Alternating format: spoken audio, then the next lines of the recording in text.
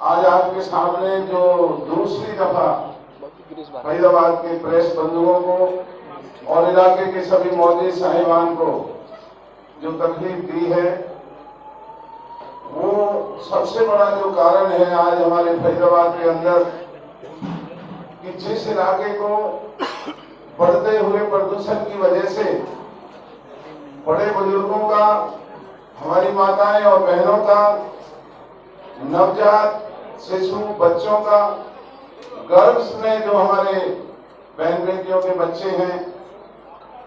उनको भी जो ठीक तरीके से इस बढ़ते हुए प्रदूषण की वजह से सांस जो अच्छी वायु है, ऑक्सीजन है, वो नहीं मिल पा रही है और चारों तरफ गंदगी के ढेर लगे हुए हैं। धूल मिट्टी, सड़कों का निर्माण न होने की वजह से जो इतनी बड़ी मात्रा में साइकिल भी अगर गुजरती है तो धूल मिट्टी आसमान की तरफ बढ़ने लगती है और वायुमंडल में फैल करके लोगों के जीवन के साथ खिलवाड़ करने का काम कर रही है। लानत है ऐसी सरकार को जो इस देश की कायाकल्प करने का वादा किया करते थे। आज मैं और राजनीतिक बातों पर ना जाकर के जो इन्होंने जो इतने गुनाह किए हैं, जो इतने भारतीय जनता पार्टी की सरकार ने अपराध किए हैं सत्ता में बने रहने के लिए, जो आपे से गिर करके इन्होंने जाति और धर्म के नाम पर लोगों को बांट करके जो अपना उल्लू सीधा करने का काम किया है, देश के लोग और हमारे लोग उसको भी बर्दाश्त करते रहे। लेकिन आज हम इस भाजपा की सरकार से और जिला प्रशासन से एक ही बात कहने के लिए दोबारा आपके दरबार में हाजिर हुए हैं। पिछले दिनों हमने इस सोते हुए प्रशासन को जगाने के लिए जिला मुख्यालय पर बहुत बड़ा धरना प्रदर्शन हमारे सभी साथियों ने किया। हमें उम्मीद थी कि ये बेशर्म सरकार और ये सोया हुआ प्रशासन शायद इन लोगों के सेहत बिगड़ती सेहत का ख्याल करेगा। और बड़े अफसोस की बात है कि हम जो लोगों की जान को बचाने का अभियान चला रहे हैं, उसमें भारतीय जनता पार्टी के वो लोग भी आते हैं जिन्होंने भारतीय जनता पार्टी की सरकार को बनाने का काम किया। ये हमारी लड़ाई कोई अकेले कांग्रेस पार्टी की, किसी एक विशेष वर्ग की ना होकर के तमाम फरीदाबाद के अंदर रह रहे जनमानस को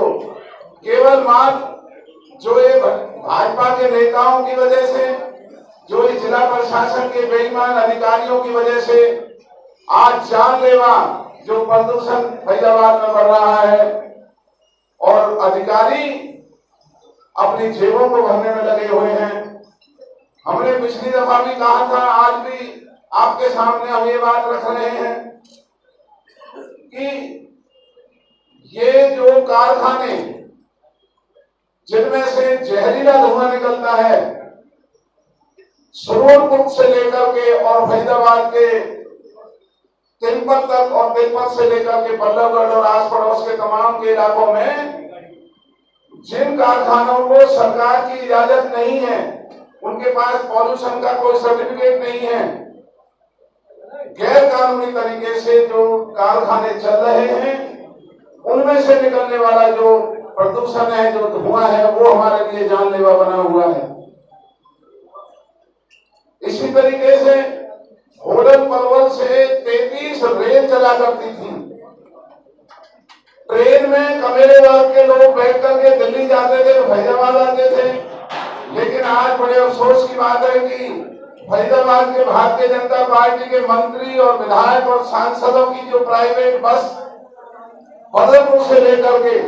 मथुरा आगरा तक बिना किसी लाइसेंस की और इजाजत के चल रही है, उनमें से निकलने वाला जो धुआं है वो हमारे प्रदूषण पर बहुत बुरा असर डाल रहा है। भारतीय जनता पार्टी के नेता ये समझते हैं कि अगर वो 32 रेल चलना शुरू हो गई तो प्रदूषण तो कम होगा, लेकिन इनकी जेबों में आने वाला जो नाजायज पैसा है इन बसों की मार्फत, इनकी वो दुकानदारी बंद होनी शुरू हो जाएगी। इसलिए लोगों की जान से खिलवाड़ करके नाजायज बसों को चला करके इस हमारे तमाम जिले का प्रदूषण को खराब कर रहे हैं। जो स्मार्ट सिटी के नाम पर अरबों खरबों रुपया फरीदाबाद के अंदर आया, उस पैसे में से तकरीबन पैसे को खुर्द-बुर्द किया जा चुका है और वो पैसा भारतीय जनता पार्टी के नेताओं की जेबों में या यहाँ के अधिकारियों की जेबों में जा चुका है। सड़कों का निर्माण न होने की वजह से जो धूल और मिट्टी उड़ रही है वो हमारे लोगों के लिए एक जानलेवा आफत की तरह यहाँ पर एक बहुत बड़ी हालात बनते जा रहे हैं। सरकार चैन की नींद सो रही है। हम इनसे कोई बहुत बड़ा सरकार के खजाने से धन या दौलत नहीं मांग रहे हैं। हम केवल कांग्रेस या किसी एक खास जाति या समूह की रक्षा के लिए सरकार से गुहार नहीं कर रहे हैं। हम केवल इस बेईमान सरकार को ये कहना चाहते हैं कि अगर ये समझते हैं कि फरीदाबाद के लोगों में वो ताकत या वो दम नहीं है, ये कुछ भी जाति हमारे साथ करते रहे, हम बर्दाश्त करते रहेंगे, तो वो दिन लग चुके हैं। हम इनका जीना हराम कर देंगे भारतीय जनता पार्टी की सरकार और यहाँ के अधिकारियों का। आज दिल्ली के अंदर उड़ती हुई धूल को, गाड़ियों से निकलने वाले धुएं को रोकने के लिए उन्होंने हजारों वाहनों के ऊपर पानी की मशीनें लगा करके दिल्ली में छिड़काव किया जा रहा है। ये ठीक है कि प्रदूषण अकेले फरीदाबाद का नहीं, चारों जगह फैल रहा है, लेकिन हम ये पूछना चाहते हैं कि फरीदाबाद के लोगों ने ऐसा क्या गुनाह किया है जो यहाँ पानी का छिड़काव नहीं हो रहा है? कहाँ गई वो मशीनें? कॉर्पोरेशन के खाते में आई हुई वो मशीनें पानी छिड़कने वाली कहाँ गायब हो गई? जो कचरों के ढेर चारों तरफ लगे हुए हैं, जो गंदगी के ढेर हर गली मोहल्ले के अंदर जो पड़े हुए हैं, क्यों नहीं जो नगर यहाँ का निगम है वो कचरे के ढेरों को उठाने का ठीक तरीके से काम कर रहा है? कचरों के ढेर में से निकलने वाली जो जहरीली गैस है वो हमारे इलाके के प्रदूषण को खराब कर रही है। तो मैं पत्रकार बंधुओं से और यहाँ पर आए हुए मैं देख रहा हूँ कि हर वर्ग हर समाज का एक से एक बड़ा जिम्मेवार व्यक्ति यहाँ पर फरीदाबाद की प्रदूषण के बिगड़ते हुए हालात पर चिंता करने के लिए आया हुआ है।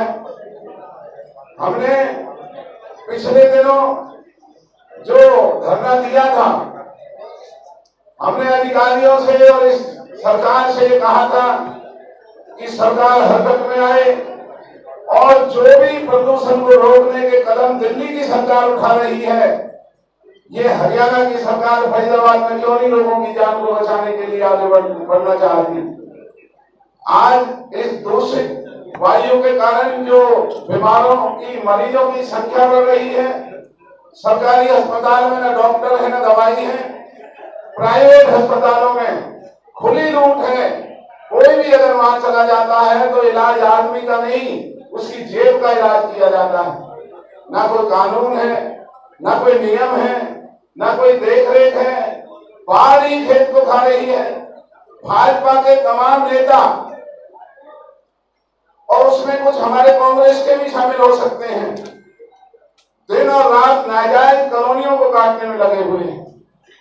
नाजायज कॉलोनियों को काट करके फरीदाबाद के ऊपर जो बोझ बढ़ रहा है, वहां सड़कों के निर्माण ना होने से जो गाड़ियों का आवागमन है उसकी वजह से जो धूल और मिट्टी बढ़ रही है, अगर इसको न रोका गया तो पिछले दिनों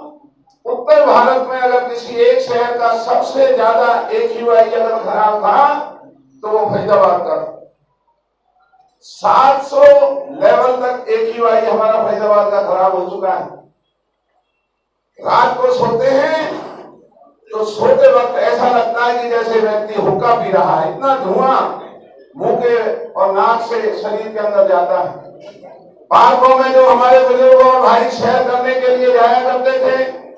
आज इस बढ़ते हुए प्रदूषण की वजह से पार्कों में जाना एक बहुत बड़ी मुसीबत का कारण बनता जा रहा है। अगर सरकार ने कदम ना उठाया, प्रशासन अगर सोई हुई नींद से नहीं जागा, तो हमारे इलाके का जो नुकसान होने जा रहा है उसकी भरपाई नहीं हो पाएगी। इसलिए मैं तमाम अपने भाइयों से, जितने भी हमारे चाहे व्यापारी भाई हैं, चाहे वाणिज्य परिवार से संबंध रखते हैं, चाहे हम सामाजिक कार्यकर्ता हैं, चाहे हम व्यापारी हैं, कारोबारी हैं, हमें अपने बाल बच्चों को बचाने के लिए इस सरकार के खिलाफ हमें खड़ा होना पड़ेगा। और खड़ा होने के लिए हम आप लोगों को कोई ज्यादा तकलीफ नहीं देंगे। जहां जिस तरीके से पिछले दिनों फरीदाबाद के सिविल सचिवालय पर बैठ करके हजारों हमारे जिला फरीदाबाद के नौजवानों ने वहां धरना दे करके इस सरकार को शर्मिंदगी दी, अब वक्त आ गया है कि एक दफा फिर हम फरीदाबाद के किसी एक इलाके में जाकर के, जहां गंदगियों के ढेर लगे हुए हैं, जहां ना कोई सफाई हो रही है, ना इन पेड़ों के ऊपर कॉर्पोरेशन कोई पानी का छिड़काव कर रहा है, कहां गई हमारी रेजिडेंट वेलफेयर एसोसिएशन, हम उनको भी लगाने की कोशिश कर रहे हैं कि आप भी इस लड़ाई में हमारे साथ मिलकर के इलाके के लोगों की जान को बचाने में हमारा सहयोग करें। मैं आपसे एक निवेदन करता हूं, जिस भाई ने जिस पार्टी को वोट देना है, हमें कोई इतराज नहीं, जिसको जो पार्टी ठीक लगे उस पार्टी को वोट देना, जिस पार्टी आपको अच्छी लगती है उस पार्टी के साथ रहना, लेकिन इस फरीदाबाद के करोड़ों लोगों की जान बचाने के लिए हमें दलगत राजनीति से ऊपर उठना पड़ेगा और हमें ये एक बहुत बड़ा मुद्दा बना करके इस सरकार और प्रशासन को जब तक हम शर्मिंदगी नहीं देंगे, जब तक हम इनको विवश नहीं करेंगे, तब तक ये बेईमान सरकार और ये बेईमान अधिकारी हमारे बुजुर्ग, हमारी बहन बेटियां, हमारे बाल बच्चों की सेहत के बारे में चिंता नहीं करेंगे। और अगर ये 2 महीने भी इसी तरीके से बेरोक प्रदूषण बढ़ता रहा तो आपको इस चीज का अंदाजा नहीं होगा। दिल्ली में या प्राइवेट अस्पतालों में जाकर के पता कीजिए कितने लोग वहां पर दाखिल हैं और उनको कौन कौन सी नई बीमारियां आ रही हैं। सबसे बड़ी तो जो पेट के अंदर जो बच्चे पल रहे हैं उनके लिए बहुत बड़ी मुसीबत है। आज इस सीजन में जो बच्चे पैदा होते हैं, नवजात शिशु के अंदर न जाने कौन कौन सी बीमारियां घर कर रही हैं हमारे फरीदाबाद के अंदर। ना यहाँ का पानी शुद्ध है, पानी जो जिसके ऊपर हर व्यक्ति का हक है, यहाँ जो पानी कॉर्पोरेशन देता है वो पानी पीने के लायक नहीं, जो वायु हम और आप सांस से ले रहे हैं वो वायु सांस लेने के लायक नहीं। तो लानत है ऐसी सरकार को। ये सरकार क्या इसलिए बनाई थी कि अपनी जेबें भरने के लिए हमारे तमाम इलाके के लोगों के जीवन को दांव पर लगाने की हरकत करेंगे। और मेरा दावा है, पहली दफा इस फरीदाबाद में हमने और आपने पिछले दिनों जो सचिवालय पर प्रदर्शन किया तो ये प्रशासन थोड़ा हरकत में आया। अब जो हम अगला कदम उठाने जा रहे हैं, हमारा विश्वास है कि इन बेईमान लोगों को थोड़ी बहुत शर्म जरूर आएगी जब इस इलाके के एक से एक मौजूद और हमारे नौजवान, हमारे टंडन भाई जैसे भी जो खुद बीमार रहते हैं उसके बावजूद भी प्रदूषण की लड़ाई के लिए अपने साथियों को लेकर के चलते हैं। और न जाने कितने हमारे साथी हैं, कितने ऐसे लोग हैं जिनका राजनीति से कोई वास्ता नहीं, लेकिन इस बात के दर्द को महसूस करते हैं।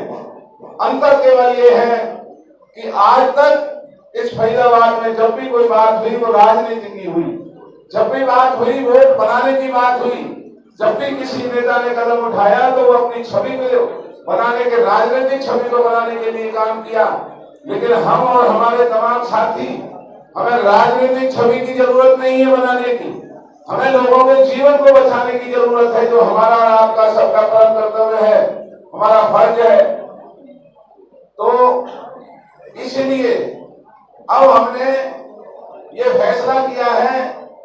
कि हम बल्लभगढ़ कॉर्पोरेशन का इलाका है, बल्लभगढ़ से शुरू होकर के और दिल्ली के बदरपुर तक ये जो आ रहा है, इसको दूसरा जो हमारा धरना है आने वाली 30 तारीख को हम बल्लभगढ़ कॉर्पोरेशन के सामने वहां पर इन बेईमान अफसरों को जगाने के लिए वहां धरना देंगे। और फिर उस दिन हम देखेंगे अगर प्रशासन ने फरीदाबाद में चारों तरफ सफाई का, पानी के छिड़काव का, नाजायज वाहनों को रोकने का, नाजायज कारखानों को रोकने का अगर कदम उठाते हैं तो वो सारी बात आपके सामने सरकार भी लाएगी, हम भी आपके सामने लेकर के आएंगे। लेकिन अगर फिर भी ये सोई हुई नींद से नहीं जागे तो 30 तारीख को बल्लभगढ़ में धरना देंगे। फिर हम ये जो पॉल्यूशन डिपार्टमेंट है, जिसका काम ही केवल ये है कि जो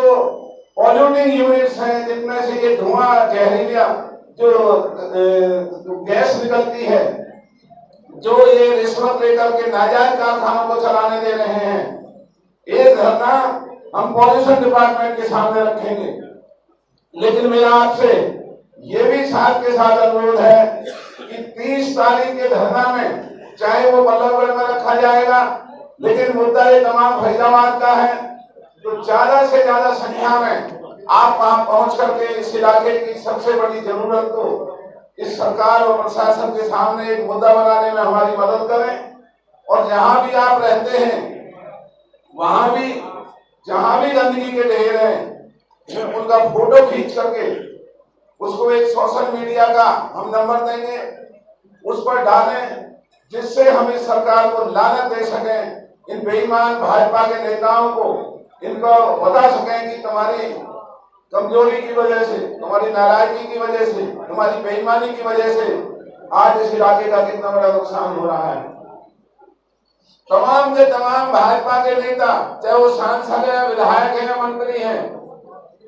वो केवल अपना धंधा और कारोबार करने में लगे हुए हैं। लोगों के साथ क्या गुजर रही है, कितना भ्रष्टाचार दफ्तरों में फैल रहा है, कितने गैर कानूनी हरकतें हो रही हैं, उनका किसी से कोई लेना देना नहीं। तो मैं आप सभी का धन्यवाद करता हूं, विशेष करके भाई रोहित सिंगला जी का, भाई अनिल शर्मा जी का, भाई जगन जी का, भाई राजेश जी का, राजा राम जी भी यहाँ बैठे हैं, और सभी हमारे जितने भी साथी यहाँ आए हैं, उन सब का मैं धन्यवाद करता हूँ कि इस नेक काम के लिए जो आपने समय दिया है। और आने वाले दिनों में हमारी लड़ाई ये जब तक जारी रहेगी, जब तक कि ये सरकार और प्रशासन हमारे इस फरीदाबाद के इलाके में लोगों को बढ़ते हुए प्रदूषण के कदम नहीं उठाएंगे।